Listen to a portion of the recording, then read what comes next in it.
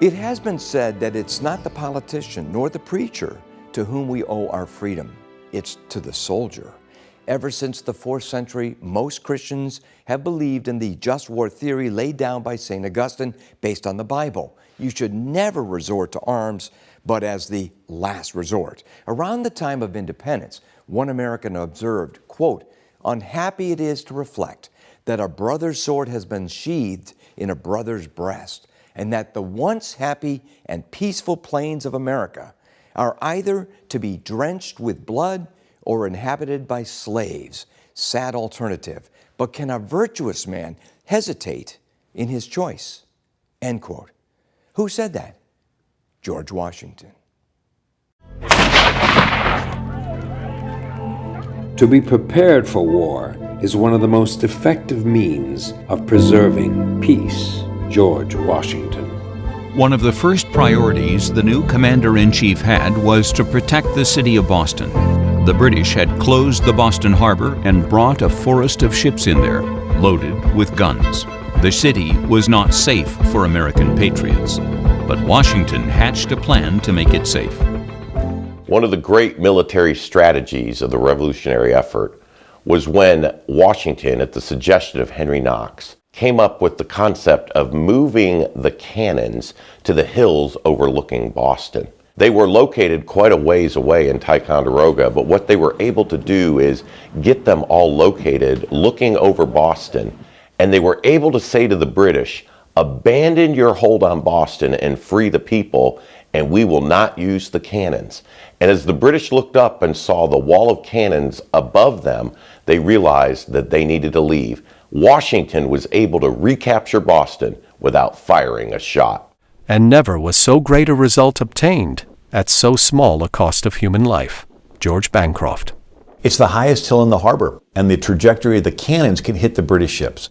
The next day, the British admiral looks up the hill and said, "These rebels did more in one night than my entire army could have done in a month." He starts loading the British on ships to take over there, but the colony of Massachusetts had declared a day of fasting and prayer. Washington ordered his troops to observe the day of fasting and prayer, and lo and behold, a storm comes up out of nowhere, and it's so tempestuous, the British have to call off the attack. They send a message to Washington saying, "If you don't shoot at us while we leave the harbor, we won't set the city on fire as we leave." And events like this caused Washington to say, "Thank you, God, for helping us in this cause." What Washington and his troops managed to accomplish through a lot of hard work and careful planning returned the city built by the Puritans back into a somewhat normal state.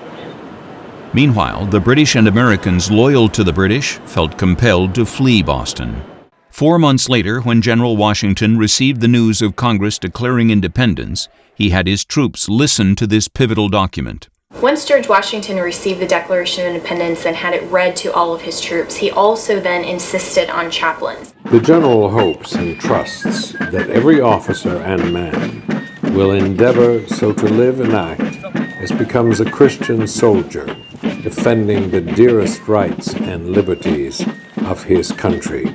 George Washington. And so the chaplains encouraged individuals to be involved in regular services. George Washington even chastises his men for cursing that began to break out in the forces and in the leadership. And he said, how in the world can a God support what we're doing if our language is not honorable to him? And with that in mind, George Washington really was that man we see kneeling beside his horse, praying. The odds against the Americans were so great that the best George Washington could often do was fight here or there and retreat back. There were many times where his troops had to flee to fight another day, since they were so outnumbered and ill-prepared.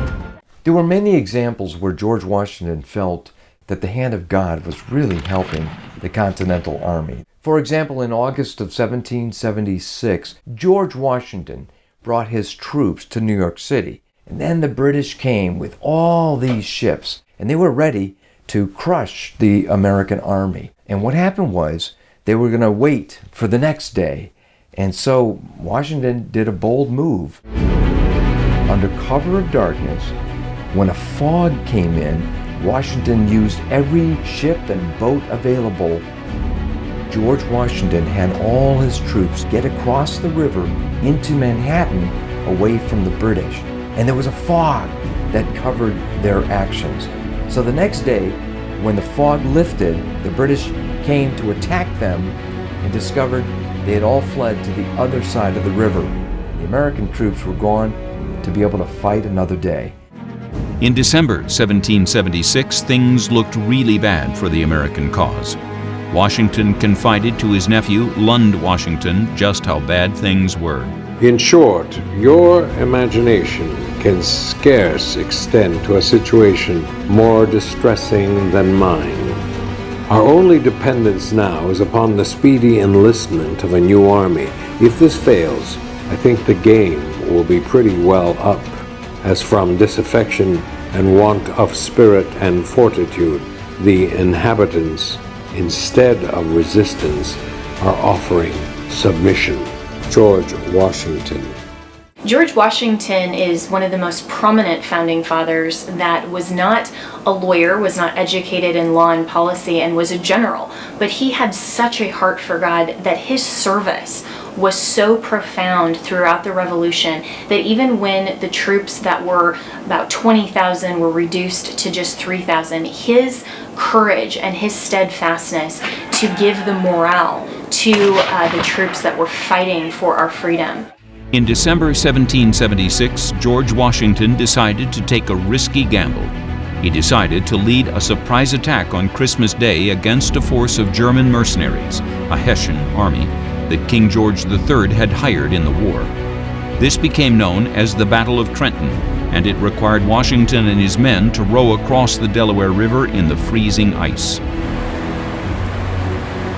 The story is told that a British sympathizer became aware of the American plot and wrote up a note warning the Hessian troops about it. The note is reported to have ended up in the hands of the commander, but he put it in his pocket to read later and continued his drinking and his card games.